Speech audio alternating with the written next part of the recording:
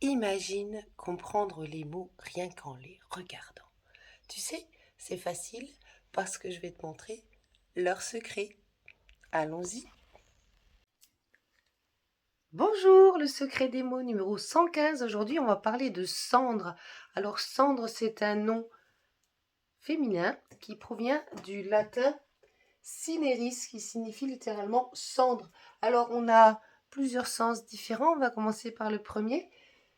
C'est la poudre qui reste quand on a brûlé certaines matières organiques. On a fait un feu de bois ou même les cendres de la cigarette. C'est ce qu'il en reste dans le cendrier, le pot qui sert à ramasser ceci. Je continue. En numéro 2, on a la matière qui se réduit facilement en poudre. Dans ce cas-là, on peut penser aux cendres volcaniques, par exemple. En troisième lieu, il y a l'expression mettre ou réduire en cendres. Ça signifie détruire par le feu ou par exemple par un incendie. En continuant, on a les cendres de quelqu'un. Ça signifie ce qui reste de son cadavre après l'incinération. On va parler de ses restes. Du coup, quand quelqu'un meurt, on a le choix soit de l'enterrer, soit de le brûler. Et dans ce cas-là, ces restes, ces cendres, on va les mettre dans une urne. Voilà, ça fonctionne comme ça. Je continue.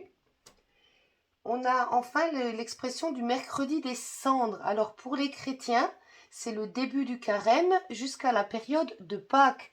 Alors le prochain mercredi des cendres, il aura lieu le 18 février 2026.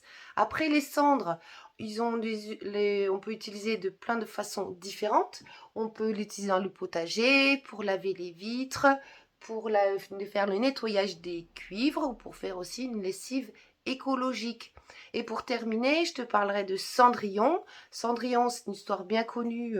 Ce n'est pas qu'un dessin animé à l'origine, c'est un conte de Charles Perrault. Et l'histoire du mot, donc Cendrillon, dans l'histoire, elle est près des cendres et donc elle est souvent sale, c'est pour ça qu'on l'appelle comme ça. Mais en vrai, c'est un terme assez vieilli qui va désigner une vieille fille à qui les membres de sa famille lui donnent les sales besognes à effectuer, entre autres le ménage. Donc une cendrillon, c'est une fille qui sert à faire ces tâches-là. Voilà, j'espère que tu vas passer une très très belle journée. Je te dis à bientôt.